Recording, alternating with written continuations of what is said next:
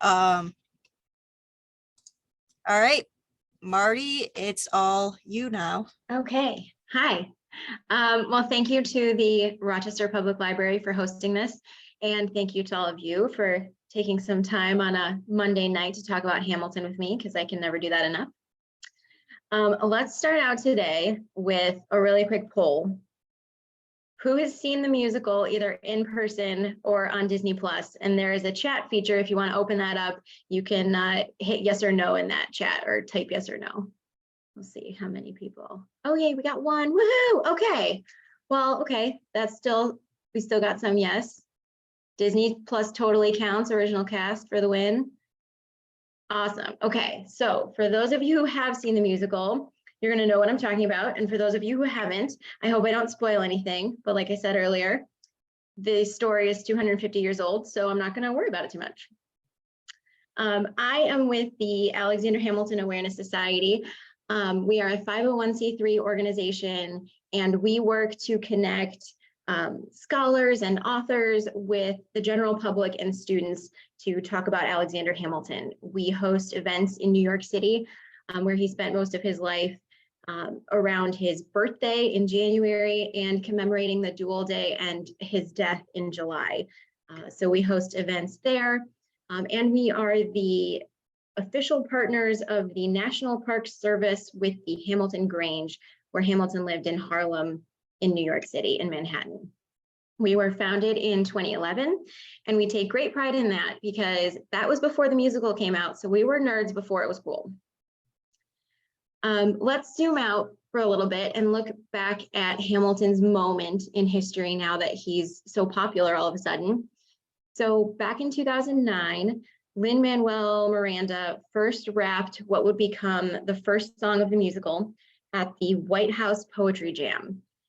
And everyone thought he was crazy. Obama was nice enough to, snap along, and it got people excited. But for the most part, nobody knew who Alexander Hamilton was. So enter the Alexander Hamilton Awareness Society in 2011. People think it's kind of odd that I work for the Awareness Society now that everyone knows him, but back then they didn't. I remember I was driving in my car and a radio station had a contest of name the only non-president on money, and the caller won by saying Ben Franklin. And I just gripped that steering wheel and yelled at that radio and said, "What am I saying?" I was so mad. So in 2013, the Hamilton mixtape was read at Vassar. They got their funding and the musical proceeded. And in January 15th, 2015, it premiered at the Public Theater for previews. And I remember walking into the theater and being so excited, because how often do you get a musical all about your favorite founding father? And I walked up to the usher and I said, "Oh, how many people are here for this? Are there more theater people or more history people?" And he looked at me completely serious and said, "There are history people." And I was just like, "Yep, that's me." So in July 2015, the musical moved to Broadway at the Richard Rodgers Theater. It became a great success, obviously, and now it's touring around the country. But strangely, that same summer, the summer of 2015, then Treasury Secretary Jack Lew announced that they were taking Hamilton off the $10 bill. And everyone got pretty mad about it. So we put together a campaign, the Save Hamilton campaign, and coupled with the musical success, a lot of the descendants got involved. Everyone wrote letters. It was a huge campaign. And later in 2016, they announced that they changed their mind and Hamilton could stay on the $10 bill. So we are so grateful for that. And we think that that is actually where he belongs the most. So there's statues and streets named after him, and a bunch of monuments to Hamilton. But having him on the actual currency for the nation that he helped build and the currency that he helped create, we think that's a great monument to Hamilton, and we hope he stays there for definitely the foreseeable future. And if you look up in that picture there, usually when I'm in person for talks, I bring my playbill with me. So I'm going to give you a close up here. This is my playbill from the Broadway premiere at the Richard Rodgers Theater, and it's signed by the original cast.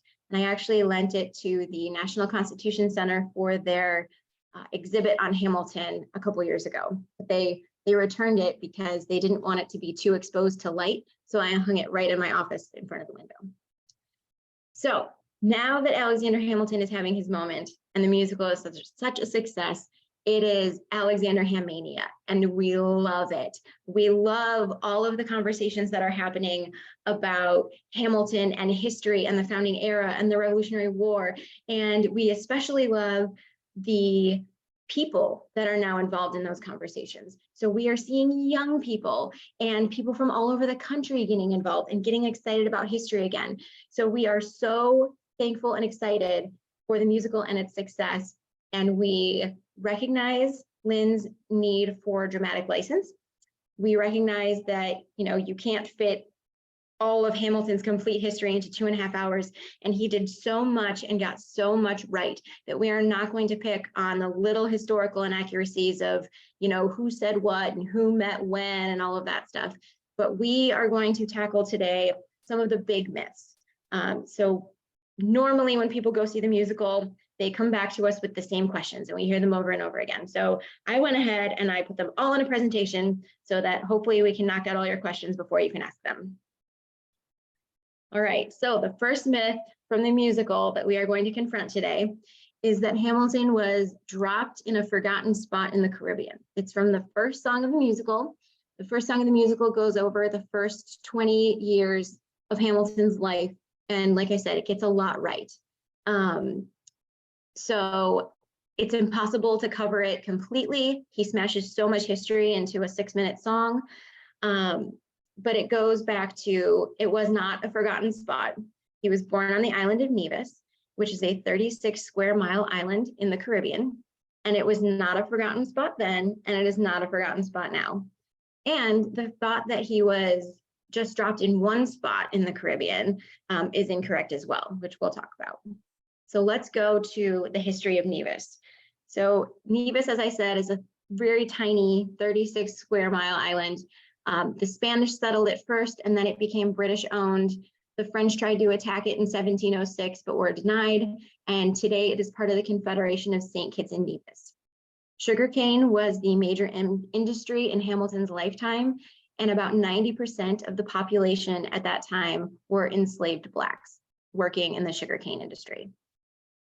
Just to showcase the importance of the West Indies back then, in 1763, the British actually debated whether to give all of Canada, half of North America, or the tiny sugar island of Guadeloupe to France when they were restoring conquest after the 7 Years' War. They decided to give up the sugar island, but the fact that they would weigh those two masses of land equally shows you just how important sugar was. And Nevis was known as the Queen of the Caribbees. So that just goes to show you the quantity and quality of the sugar that they exported. So after sugarcane depleted the soil, it kind of wipes it out pretty fast, Nevis became a tourist destination. And St. Kitts and Nevis actually welcomed last year, this is post-pandemic travel, 300,000 visitors. So that's a lot of tourism. It is a cruise stop. Celebrities have been there. Princess Diana went there and stayed at Montpelier Estate on the north end of the island. And actually, the Alexander Hamilton Awareness Society was there over the summer. We installed this statue that you can see here. It's called Alexander Hamilton as a Young Man, and we put it outside the Museum of Nevis History to commemorate his birthplace. So that should be even more of a tourist destination now. But back when Alexander Hamilton was around, he was born on Nevis because his mother, Rachel Fawcett, her family settled in St. George's Parish. You'll see that on the southeast side of that island, and it's that orangish color at the bottom. All of these sections of Nevis were named after the parish, the major church in that area. So her family settled in St. George's Parish, but at a young age, her parents separated. So Rachel, Alexander Hamilton's mother, and her mother, Alexander Hamilton's grandmother, moved to St. Croix, which was a nearby island. There, Rachel meets and marries a planter named John Levine. Now, there are lots of ways to pronounce John Levine, John Levine, something like that. We don't really know. We just go with John Levine for now. And pretty soon the marriage fell apart. So she was jailed for infidelity. And that is where Lin-Manuel Miranda gets the phrase, son of a whore. Now, I will point out that the people on Nevis, some of the locals, are really annoyed that they are not mentioned by name. They just are a forgotten spot in the Caribbean, not Nevis. And they're also very annoyed with that line, son of a whore. Women had very few rights back then. So whether, she was committing adultery or not, it looks bad to look back at that time and see that she was jailed for so long because her husband accused her of that. Well, in 1750, after she was released, Rachel Hamilton's mom moved to St. Kitts, and she meets businessman James Hamilton. Now, I'm going to say businessman in quotes because Hamilton was not very good at it. And pretty soon they had two sons. They had James Hamilton Jr. and Alexander Hamilton. And Alexander was born in either 1755, 1757, or according to biographer Michael E. Newton, 1754. We don't know exactly when he was born. They don't have official birth certificates, and the records from the Caribbean are kind of a mess. But we do know that Alexander was born out of wedlock because his parents couldn't marry. The divorce decree, when she divorced John Levine, officially came and said that she could never remarry, but he could. So when we find out that Alexander was born, he would technically be a bastard, and that will definitely play into his identity later on. In 1759, Levine divorced Rachel officially. That divorce decree went out that she can't remarry. And in 1765, the small family of Rachel, James Sr., James Jr., and Alexander Hamilton moved to St. Croix to go collect a debt for James Sr. And then mysteriously, a year later, James Sr. leaves the family, leaving them alone. So we don't know why he left. It could have been because the marriage fell apart, like her previous marriage. And it could have been because once the family returned to St. Croix, word of that divorce decree reached them, and he saw that he could never marry her. I've seen reports that say it would have been better if, James Sr. had died tragically and, contributed to Alexander's great story, but instead he just kind of fled to a nearby island. And it was definitely quite sad for the family. So as you've heard me mention, a few more islands than just one spot. We have a couple islands here that we call the Hamilton Triangle. So we have Nevis down on the bottom right, where Hamilton was born. And then at some point, the family moves to St. Eustatius, known as Statia, where the boys are tutored in the home of a Jewess. So this is where the myth comes from that Hamilton was Jewish, but we know that he was not. He was Christian. And then the family, like I said, moved to St. Croix. So on St. Croix, Rachel managed a store in Christiansted, the capital, and Alexander Hamilton went to work for Beekman and Kruger, a trading company. This is where he gained so much insight and so many lessons that would influence his future in such a huge way.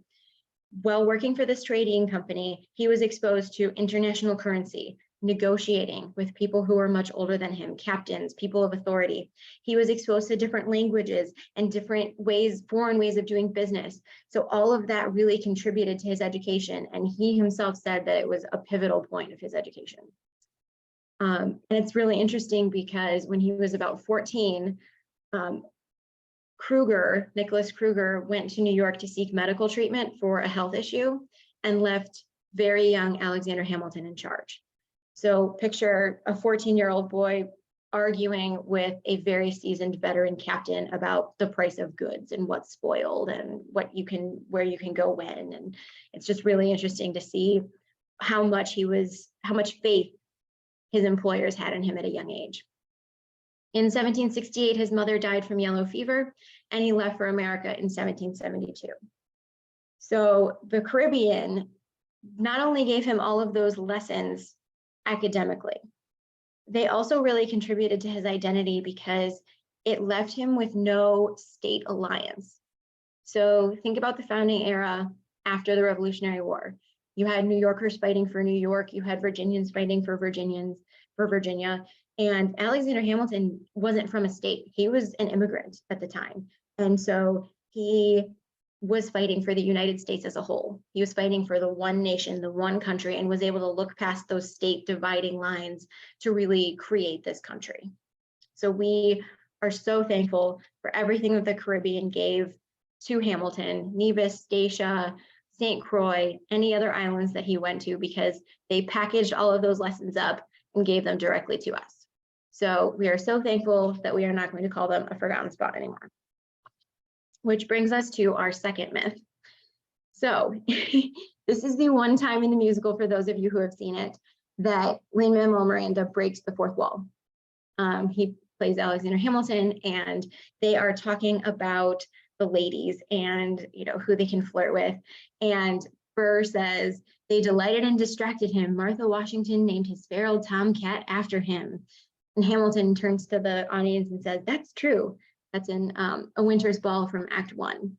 Well, it's not true. So the original story was actually pulled from a 1780 journal from a British captain, Captain Smith, and the original story was satire in itself.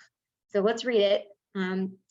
The journal entry says, Mrs. Washington has a model tomcat, which she calls in a complimentary way Hamilton, with 13 yellow rings around his tail, and that his flaunting it suggested to the Congress the adoption of the same number of stripes for the rebel flag.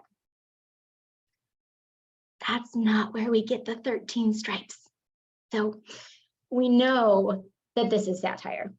And even if it wasn't satire, it still wouldn't mean what it has been repeated and exaggerated over time to me. We have seen several iterations of the story, including in the musical, and recent biographers even take this to point to the fact that Mrs. Washington even thought he was a ladies' man. But if you take it back to the original primary source from 1780, Tomcat did not have a sexual connotation. It did not get a sexual connotation until 1927, when it was first defined as slang meaning to pursue women promiscuously for sexual gratification. So we can thank, again, biographer Michael E. Newton for this research, and we can kind of put to rest that Mrs. Washington ever thought that Hamilton was lusty or lascivious. And speaking of being lusty and lascivious, let's talk about the main subplot of the musical. So, did Alexander Hamilton have an affair with his sister-in-law, Angelica Schuyler Church? Well, let's look at the evidence. So in this letter shown here, this is the letter that Lynn quotes in the musical. And as a side note, I really love how Lynn pulled so many primary sources and quotes from actual real letters that these people wrote to put into the lyrics of the musical. It's just one of the amazing things about it. But so this letter is the one he quotes, and it is from it is from Angelica to Eliza in 1794. And it says, I love him very much, and if you were as generous as the old Romans, you would lend him to me for a little while. Oh, Betsy, you were a lucky girl to get so clever and so good a companion. So now let's look at this letter. This is an example of a flirty letter that people often reference from Alexander to Angelica. And this is a bit racy even for today, so I'm going to try not to blush while reading it. And it says, you hurt my Republican nerves by your intimacy with amiable princes. I cannot endure that you should be giving such folks dinners, while I, at the distance of 3,000 miles, can only console myself by thinking of you. The amiable princes that he is talking about here were because Angelica carried on similar toned correspondence with Thomas Jefferson and King George IV. So later she says, assure yourself that you are as much in my good graces as ever, and that you must be a very naughty girl indeed before you can lose the place you have in my affection. Adieu, very dear sister-in-law. So like I said, that's a bit racy. And I would be mad if my husband wrote that to another woman, let alone my sister. But we see that Eliza Hamilton was not mad about this. She actually hand wrote a postscript at the bottom of this letter. And she had several writing examples. I know the musical mentioned that she burned her letters, but we do have some writing samples from her so we can identify her handwriting. And the postscript is in her handwriting, so she wrote it, and it says, "My Hamilton and I often talk about you with great pleasure and earnestly wish that you could again be added to our little circle, but we dare scarcely hope for so great a happiness. We will not know, however, despair of meeting again on one or the other side of the Atlantic." So that means that Eliza herself read the very flirty letter that Alexander wrote to Angelica, had no problem with it, and says at the very end, "Yeah, we can't wait for you to see you. It would give us much happiness." So that proves that the flirty letters that are often quoted were not secret correspondence. They were not a hidden text or a deleted email or, anything secretive. This was a family letter that would arrive to the home that everyone would get very excited about because it was from, Uncle Alexander or Aunt Angelica, and the whole family would read it and they would add their responses and their postscripts and send the letters off as family correspondence. So she knew about this letter, and it was nothing to hide and be seen as clandestine correspondence between lovers. And if we zoom out to look more of a general way at this affair, supposedly, we see that Alexander Hamilton courted his wife Eliza in the winter of 1780 during the Morristown Cantonment in New Jersey. So Hamilton was staying at Ford's mansion in Morristown with George Washington at the military headquarters. And Eliza was staying just down the road at Dr. Campfield's house. Her uncle was Dr. Cochran, and he was the Surgeon General for the military, overseeing the military hospital at Morristown. And he was married to Gertrude Schuyler. And she thought, this is a great place for my niece to come and see all these single officers.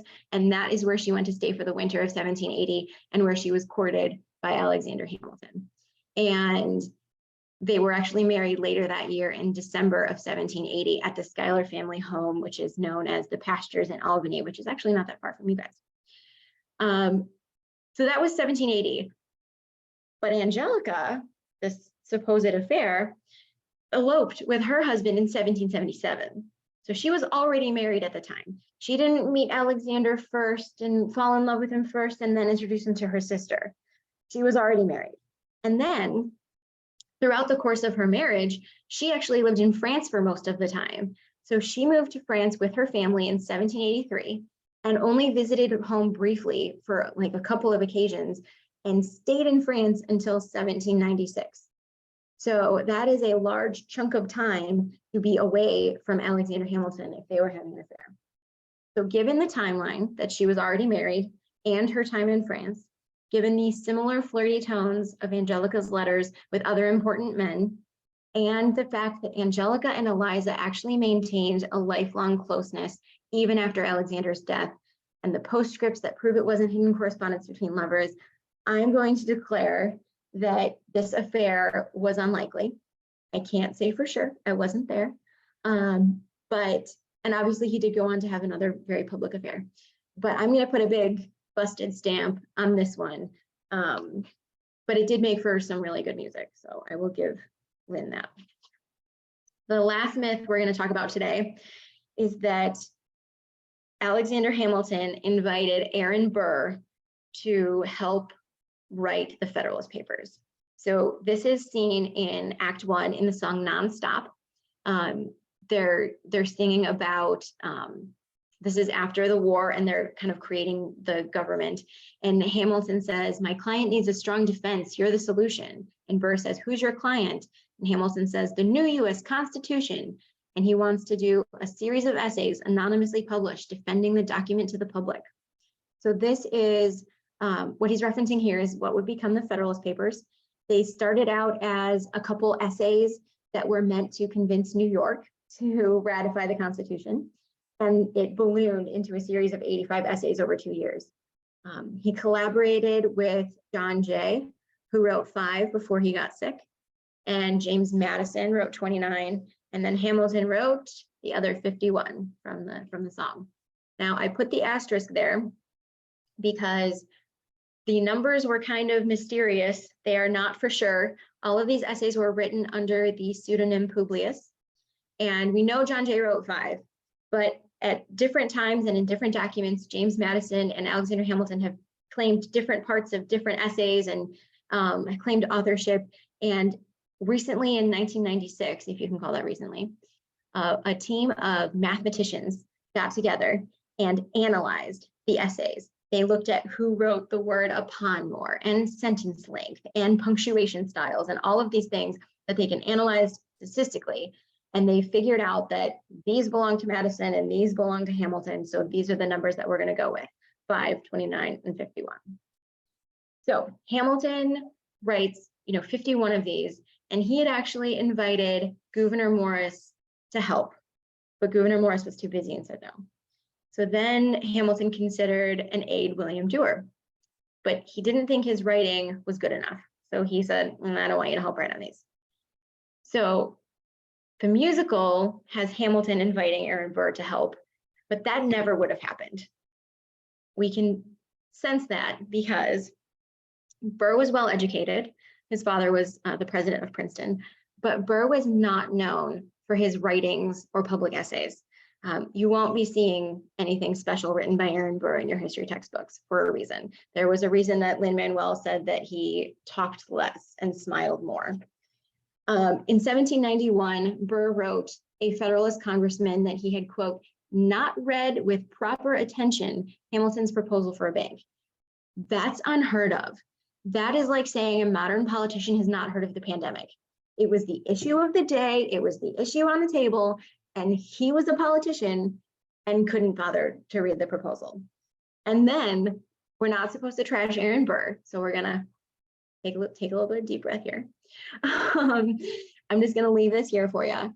He instructed his wife, Theodosia, to, quote, read the little book on the Constitution of the United States. This will save me the trouble of reading it. Going to leave that there. So we also know that George Washington pretty much disliked Aaron Burr, and they would not have invited Aaron Burr to collaborate on a document defending the Constitution, which Washington and Hamilton so fervently believed in. Washington disliked Burr. We know that Burr only lasted about 10 days on Washington's staff.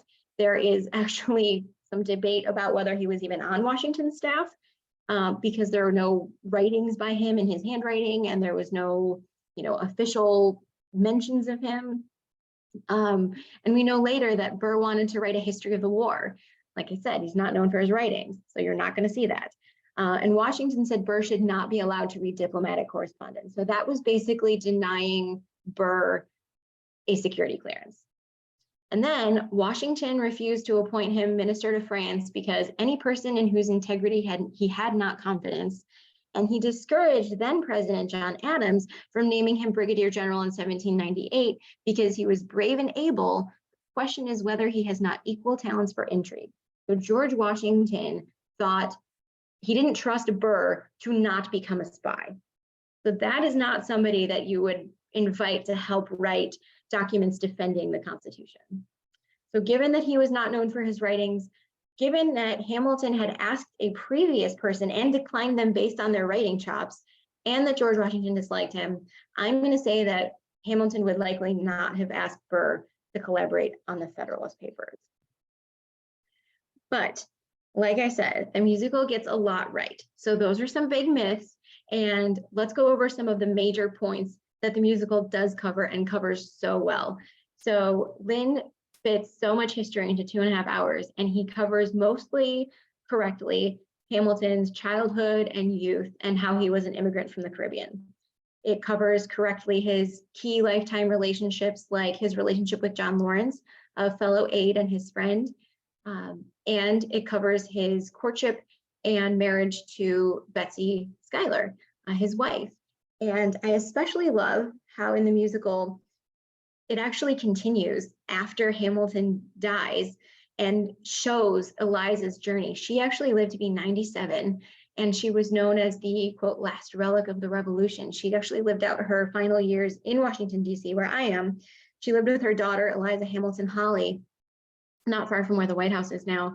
And all of the politicians and presidents of the day would actually come and pay homage to her and talk with her, to pay homage to her and Hamilton's legacy. The musical covered Hamilton's relationship with George Washington. It goes a little bit overreaching to show them as a father-son relationship. We don't really see that in their actual correspondence, but we do know that, you know, George Washington was an incredible mentor and obviously gave Hamilton so many opportunities to become Alexander Hamilton. So that was a very key relationship that he had. And then the musical also covers Hamilton's children. It only mentions one by name, it only mentions Philip, but we're going to give Lynn a pass on that because Hamilton had a lot of kids, and that's a lot to name and rhyme in a musical. So Hamilton actually had 8 children of his own, and the Hamiltons took in a ward young Fanny Antill. She was the daughter of a soldier, and her mother died, and the father was in over his head. He was penniless. He had a lot of kids too, and so the Hamiltons took in Fanny and raised her as their own for 10 years, until she was old enough to go live with her older sister. So that just shows you what a great family life that the Hamiltons had. And the musical covers correctly his Revolutionary War service, how he was a soldier at the battery, that the song that ends with, yo, let's drill their cannons, shaboom. That is taken from the story of Alexander Hamilton and Hercules Mulligan. They're at the battery on the south end of Manhattan on that southern tip. And there's cannons in the field and the British warships are approaching, and, you know, there's gunfire coming at them. And Hamilton says, we have to save these cannons. We gotta pull them over. Here, Hercules, hold my gun. So Hercules takes the gun and Hannon pulls the cannons. And then somehow in the fray, Hercules sets down the gun and helps with the cannons. And Hamilton later is like, hey, can I have my gun back? And Hercules Mulligan says, it's over in the field. And so Hamilton just, you know, casually walks out into the field in gunfire from the British warships to retrieve his gun. So that's a fun story that Lynn kind of put in there that was really cool. He became artillery captain March 14th, 1776. And it showed how he was an aide-de-camp under Washington. And it showed how he finally got a command at Yorktown. Most people think of Hamilton as Lieutenant Colonel Hamilton. But actually after Yorktown, he was promoted to colonel. So that's a more accurate title for him. And the musical covered how he was in the New York State Assembly in 1787 and a constitutional delegate at Philadelphia. It also covers how he was Secretary of Treasury and founded the National Bank, how he founded the Coast Guard, and his many political enemies. I don't think anybody could really encapsulate all of his political enemies because the list is so very long and you'd need way more than a 2.5 hour musical or a single PowerPoint slide, but they hit on the main ones, which were Thomas Jefferson, James Madison, and John Adams. And John Adams actually hurled one of the worst insults that I've ever read regarding Hamilton, and he called him in a letter a bastard brat of a Scotch peddler. So that's where Lynn gets some of those words from the opening song as well. And then the musical also covers the duels and Hamilton's death. And I put duels with a plural S there because it actually covers his son Philip's fatal duel in 1801 against George Eaker. And then it covers Hamilton's fatal duel in 1804 with Aaron Burr. But there are some things that the musical didn't cover as well, or it didn't cover to the extent that, you know, we would like to cover them. So Hamilton actually founded the US Mint, and that wasn't really mentioned in the musical. He, as the Secretary of Treasury, established the dollar as the official US currency. He had some choices. He could have gone with the Spanish eights. He could have gone with the British pounds and pence system, but he liked the decimal, he liked the dollar, so that's what we have. And at the time, this established one federal currency. So at the time, all the states had individual currencies, and there was, you know, international currency, and it was just a complete headache to do business. So Hamilton establishing one federal currency with the mint really united the United States. And he helped pass the Coinage Act of 1792. And this is often overlooked, but it's really important to our economy and our national identity because he wanted coins minted in smaller denominations. So you don't go to the grocery store and buy some bread with, a $10,000 bill. You can't get change for that. But by printing and minting money in smaller denominations, people in the lower echelons of the economic society could participate in the economy, and they could get used to handling money. And there's a marketing principle of possession. So if you have it, you are a part of it and you buy into the system. If people had the United States currency in their possession, got used to handling money, got used to participating in the economy, that was going to make a more cohesive country. And that's what we saw happen thanks to the Coinage Act of 1792. Hamilton also helped found the US Customs. This was a tall order, especially after the Revolution, when it was one's patriotic duty to smuggle. You wanted to avoid those stamp taxes and you wanted to dump the tea in the harbor and all of those patriotic cliches that we think of as cliches now. But back then, they needed to kind of completely flip around the Americans' mentality on customs because they needed money to fund the new nation and they needed to collect those customs. So by creating US Customs, he was able to collect those duties. And that also made him, kind of interestingly, superintendent of US lighthouses, which is not a title usually associated with Alexander Hamilton, but it is. He was superintendent of US lighthouses. He was in charge of keeping all of those lighthouses operational and up to date and building them in the first place. So we needed the ships to be safe to help commerce, and we needed to see them come in so that we could tax them to help fund the nation. So that's what that did. And then another thing that the musical doesn't cover is that at one point, Alexander Hamilton was actually the highest ranking military official after the president. It happened during the quasi-war with France. Washington urged then President John Adams to appoint Washington Major General and appoint Hamilton Major General. And Hamilton served as Inspector General of the US Army, reporting back to Washington. Washington was retired at Mount Vernon. He was ready to leap into action and help defend the country if fighting ever broke out. But then he died in December of 1799. So he wasn't really ready to go leap into action as we thought. And Hamilton then, as the #1 Major General underneath him, became the highest ranking military official until Jefferson was elected in 1800. So again, we talk about it's Lieutenant Colonel Hamilton, it's actually Colonel Hamilton, it's actually Major General Alexander Hamilton. People often don't know that. Another major part of Hamilton's life and legacy that is such a big deal is his legal career and the contributions he made to the legal community and the law of the United States. It was actually a huge part of his life. And after the Revolution, Hamilton passed the bar in only 6 months. So he was completely self-taught. They had waived the requirement for an apprenticeship for soldiers. And so he did not have to do an apprenticeship, and he took the bar. It was an oral exam after only 6 months of studying, and he passed. So he handled a variety of cases, including contracts, creditors' rights, admiralty, maritime insurance, and constitutional law. That's insane. You would never have a defense attorney, a criminal attorney, handling a corporate law case today. And he did all of it. That just shows you the depth and breadth of his knowledge, his legal knowledge. That's very impressive. And then the musical kind of mentions the Levi Weeks case. At one point, Hamilton is standing on a desk in the musical and he flips up his tails and he goes, "I practiced the law, I practically perfected it." And then they mention Levi Weeks. But this word is worth mentioning more because it was America's first transcribed murder trial. It was very sensational. And Hamilton represented Levi Weeks. Levi Weeks was accused of murdering his girlfriend at the time, Alma Sands, and stuffing her down a well. So it was known as the Manhattan Well trial. And it was the talk of the town. It was published in the newspapers. Everyone knew about it. Think like the OJ trial today. Like everybody knew about it. And Hamilton represented Weeks with co-counsel Aaron Burr and Henry Brockles Livingston.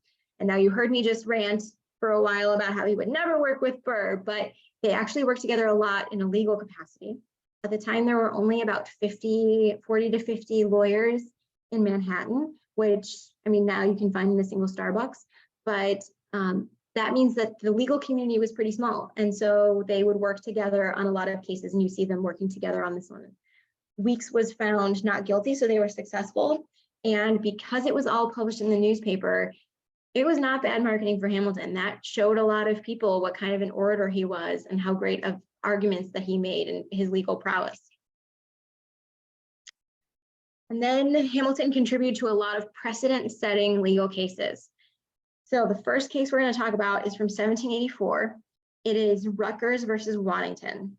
So this basically established a US treaty over state legislation. And the story is that it was debating the Trespass Act. So this was New York law. And it basically said that people could, if they had fled their property during the Revolution because of British occupation, that they could go back and expect rent back. So this was New York state law, and Hamilton didn't quite agree with the legality of that. And so he took this case. Elizabeth Rutgers had a brewery in Manhattan. She fled when the British occupied it, and loyalist British Joshua Waddington took over the brewery. And then after the Revolution, Elizabeth Rutgers comes back and wants rent. So Hamilton actually represented the loyalists here. He was kind of known for representing loyalists, which is interesting. But he represents Waddington and shows that the US treaty trumped the state legislation. So the Trespass Act wasn't legal. Then another really precedent-setting case was People versus Croswell in 1804. Henry Croswell was a newspaper publisher, and he was accused of writing libelous remarks about Thomas Jefferson. So we don't know whether Hamilton took this case because it was going to be a precedent-setting case or because it was against Thomas Jefferson, and a chance to rehash some of these interesting tidbits that the newspaper person published. But he handled Henry Croswell's appeal and gave an impassioned 6-hour argument for freedom of the press. And later, a year later, so after the case finished, it established truth as a defense against libel. So before this case, you couldn't write anything bad about a public figure in the newspaper, or they could sue you. So we would have a lot of lawsuits today if it wasn't for Hamilton kind of sneaking in there and being like, but if it's true, let's make it okay. So now truth is a defense against libel, and that's a society we have today. We also see a lot of Hamilton's lasting legal influence in opinions and cases that he didn't even argue in. So a lot of cases actually quote the Federalist Papers, which Hamilton wrote. So there was the very famous case Marbury versus Madison from 1803. This established that the Constitution was actual law and subject to judicial review. So that is why the Supreme Court can say something is unconstitutional, is because of this case. And it quoted Federalist number 78, which Hamilton wrote. And some other cases, the 1970s FCC cases, quoted Hamilton's People versus Croswell arguments for freedom of the press. And there was a case in 2000 where a broadcast company wanted to showcase a live murder trial, and they quoted Hamilton's People versus Croswell. And then even a case as recently as this year, 2022, West Virginia versus the EPA, it actually quotes Federalist number 11. And I don't know anything about that case. Don't ask me about the EPA, but it quotes Hamilton.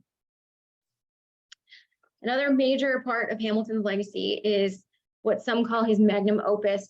It is the Report on Manufactures. And it was dead in the water when he proposed it. So they didn't accept any part of it. This was his report that he submitted on December 5th, 1791. And he wanted things like protective tariffs. He wanted to protect industries that were essential to the country, that either economically or militaristically or politically, and those would raise revenue to help fund the new nation. And he also wanted industrial subsidies to encourage those domestic growths and to help fund the new nation as well. So if that sounds familiar, that's what we have now.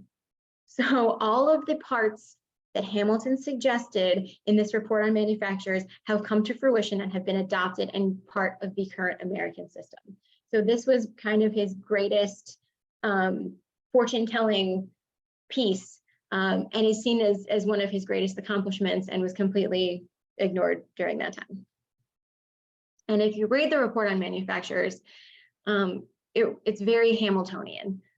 It defines Hamiltonianness, actually. If you look at some of the actual verbiage, it's kind of problematic through a modern lens. He wanted women and children to be able to work.